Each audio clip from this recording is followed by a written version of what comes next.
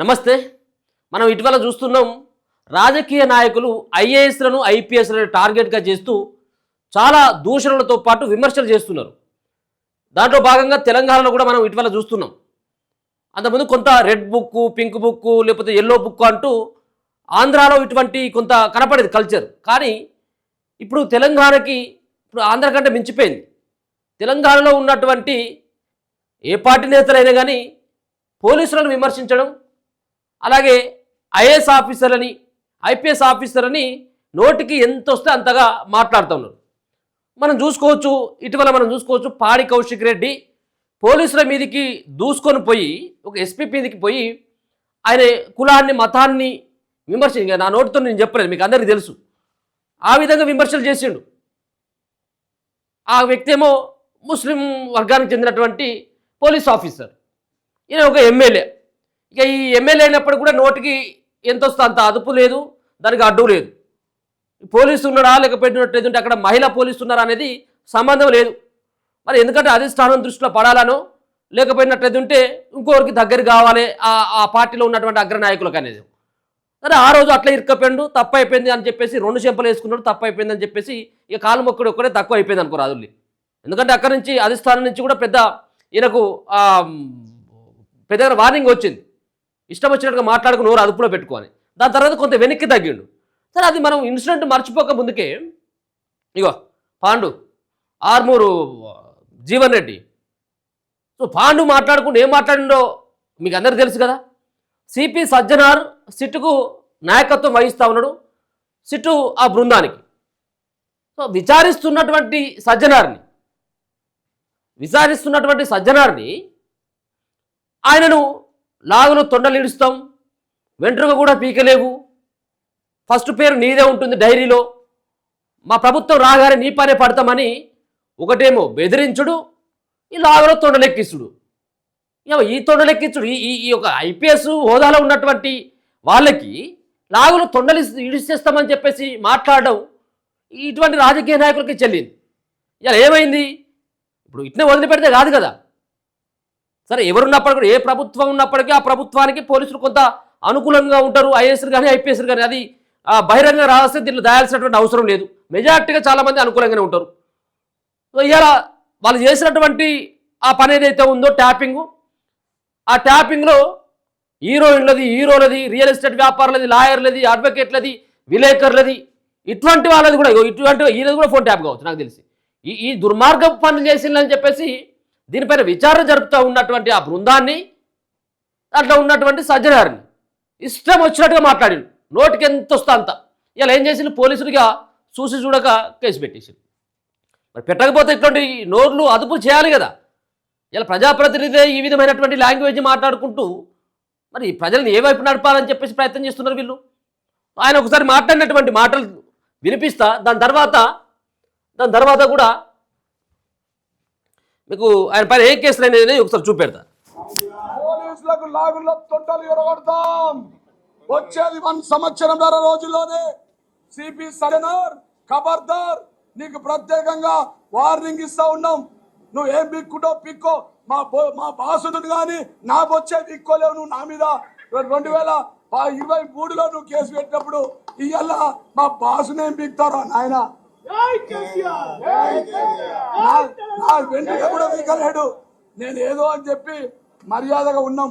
ఇక మా ఇంత దాకా వస్తే మా వర్కింగ్ ప్రెసిడెంట్ ఒక్క పిలిపిస్తే తెలంగాణలో అగ్నికుండం అయిపోతా అని చెప్పి పోలీసులకు లాగుల్లో తొంటలు ఎరగొడతాం. వచ్చేది 1 సంవత్సరంన్నర రోజుల్లోనే. సిపి సజ్జనార్ ఖబర్దార్, నీకు ప్రత్యేకంగా వార్నింగ్ ఇస్తా ఉన్నాం. నువ్వు ఏం పిక్కుంటో పిక్కో, మా బాసుడు కానీ నాకు వచ్చే పిక్కోలేవు. నువ్వు నా మీద 2023లో నువ్వు కేసు పెట్టి ఇది చూసాను కదా. ఇది అహంకారపూరితమైనటువంటి మాటలు అనుకోవాలా? ఒక మాజీ ఎమ్మెల్యే ఒక సిపిని పట్టుకొని అన్ని మాటలు, ఏం పిక్కుంటావు పిక్కో, అవి ఎవరైనా సమర్థిస్తారా? ఈ ఉన్నటువంటి బీఆర్ఎస్ పార్టీ నేతలు నేర్చుకోవాలి. ఇవాళ కాంగ్రెస్ పార్టీ నేతలు ఏం తక్కువ నిలే వాళ్ళు కూడా. కానీ ఈరోజు ఇటువంటి మాటలని పడాల్సినటువంటి కర్మ ఇప్పుడు ఐఏఎస్లకు ఐపీఎస్లకు దాపరించింది. వీళ్ళు ఏమైనా ప్రజాప్రతినిధులా లేకపోతే బర్రెలు కాసుకునేటోళ్ళ ఏమనాలి చెప్పాలి వీళ్ళని? నిజంగా నిరక్షరాస్యులో లేకపోయినట్లయితే వాళ్ళు మొత్తం ప్రపంచానికి కొంత దూరంగా బతుకుతూ ఉన్నటువంటి వాళ్ళు లేకపోయినట్టు అడవిలో బతుకుతున్నటువంటి వాళ్ళని మంచి వాళ్ళకు మాట్లాడుతూ ఉంటారు. ఇటువంటి భాషలు వినియోగించుకుంటూ ఏంటిది ఇది ఏమైనా సంస్కృతేనా? చలో ఈయన పైన కేసు నమోదు చేసిండు. మన పాడి కౌశిక్ రెడ్డి ఆయనకు కూడా అంత పని అయ్యేంత వరకు వచ్చింది. ఎందుకు ఈ అంత అహంకారపూరితంగా మాట్లాడాలి? ఒక సిపిని పట్టుకొని ఒక కమిషనర్ని పట్టుకొని ఆ మాటలు అంటా ఉన్నాడు. ఇక ఒకసారి చూసుకోవచ్చు ఆయన పైన ఏ కేసులైనాయి అనేది ఒకసారి చూస్తే. ఇగో బీఆర్ఎస్ నేత ఆర్మూరు మాజీ ఎమ్మెల్యే జీవన్ రెడ్డిపై కేసు నమోదైంది. ఫోన్ ట్యాపింగ్ కేసు విచారిస్తున్న సిట్ చీఫ్ సజ్జనార్ను అసభ్య పదజాలంతో దూషిస్తూ కుట్రపూరిత వ్యాఖ్యలు చేసి బెదిరించారనే ఆరోపణలపైన బంజారాహిల్స్ పోలీసులు పలు సెక్షన్ల కింద నమోదు చేసి కేసులు కూడా నమోదు చేయాలి. పలు సెక్షన్ల కింద కాదు, ఒక 200 కేసుల కింద నమోదు చేయరు. సెక్షన్ల కింద ఏంది అది లాంగ్వేజ్ అంతా? ఒకరికి ఇద్దరికి అయితేనే ఇంకోరు మాట్లాడడానికి కొంత వెనకడిగేస్తారు.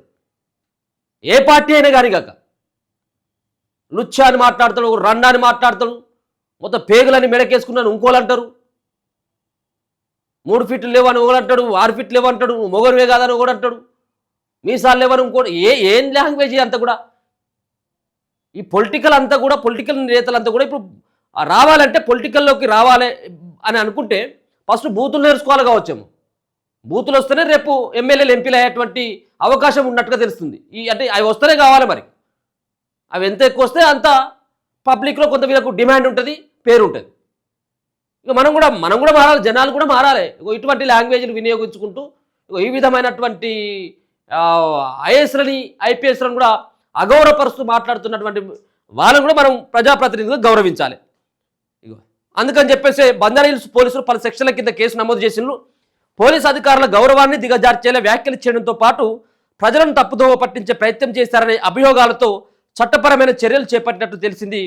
ఇక తెలంగాణ రాష్ట్ర రాజకీయాలను షేక్ చేసిన ఫోన్ ట్యాపింగ్ కేసును సజ్జనార్ నేతృత్వంలోని స్పెషల్ ఇన్వెస్టిగేషన్ టీం సిట్ విచారిస్తున్న సంగతి తెలిసిందే. ఈ కేసులో బీఆర్ఎస్ అగ్రనేతలు కేసీఆర్, కేటీఆర్, హరీష్ రావు, సంతోష్ రావులకు నోటీసులు జారీ చేసి సిట్ విచారించింది.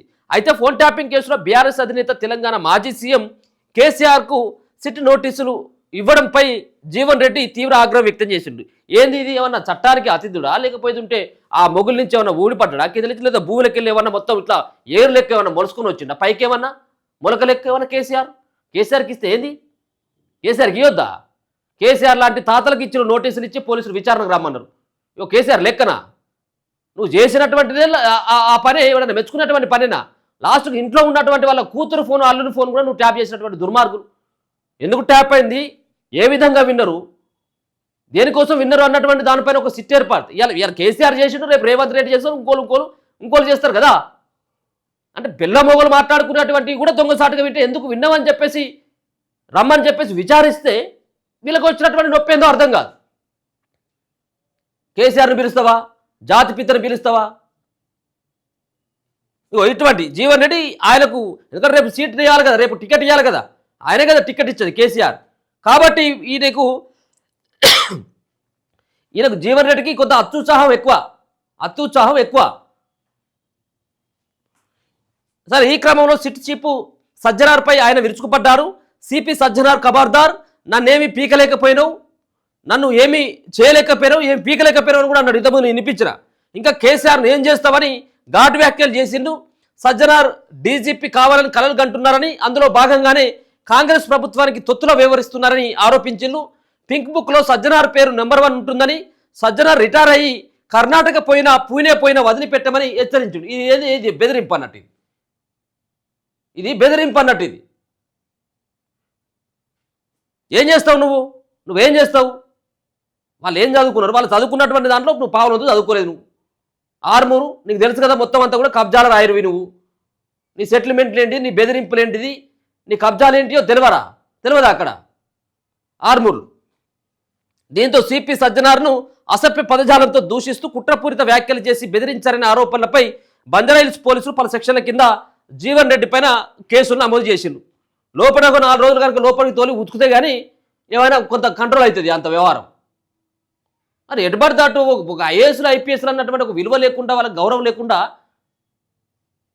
గతంలో కూడా ఈ రేవంత్ రెడ్డి ఏం తక్కువ తెలియదు. రేవంత్ రెడ్డి కూడా గతంలో అన్నాడు, ఆయన పిసిసి ప్రెసిడెంట్గా ఉన్నప్పుడు పోలీసులను కూడా అన్నాడు ఆయన కూడా. అంటే కాకి యూనిఫామ్ వేసుకున్నటువంటి వాళ్ళు మీకు గులాం చేయడానికి కాదు వాళ్ళు ఉన్నది, ప్రజలకు సమాధానం చెప్పాలి వాళ్ళు. మీలాంటి వాళ్ళు దుర్మార్గులు ఇటువంటి ట్యాపింగ్లు ఇటువంటివి చేసినప్పుడు, ప్రజలకు అన్యాయం జరిగినప్పుడు వాళ్ళు ప్రజల పక్షాన ఉండేందుకు వాళ్ళు ఉన్నది. మీకు మీ ఇష్టం వచ్చినట్టుగా ఉండి మీరు రాగానే సలాము కొట్టి గులాంగిరి చేయడానికి కాదు వాళ్ళు కూడా ఉన్నది.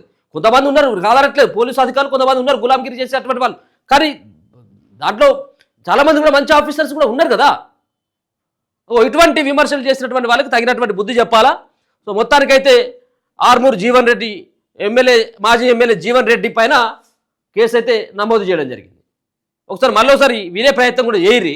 ఏమైనా మీరు కూడా ఈ మాటలు ఏమైనా సమర్థిస్తారా? లాగులు తొండలు ఈడుస్తాం, బల్లులు ఈడుస్తాం, ఏంది అవి?